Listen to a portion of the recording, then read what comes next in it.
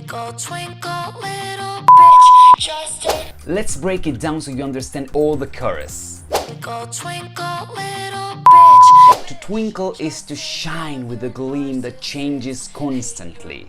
Then she says bish. This is an alternative way to say, and this kind of pronunciation makes the word less aggressive.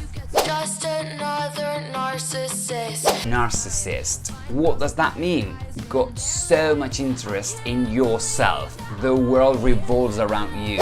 Hate your guts, you make me sick. I hate your guts. That means to dislike someone really badly. You make me sick. You make me feel intense annoyance or disgust. Get out of my face. I'm so fucking over it.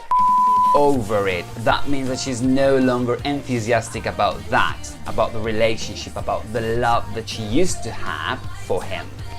Well guys, I hope that you liked this video, and if you like this kind of content, don't forget to follow Iwa and me, Noty from Fun and Dynamic English. Bye!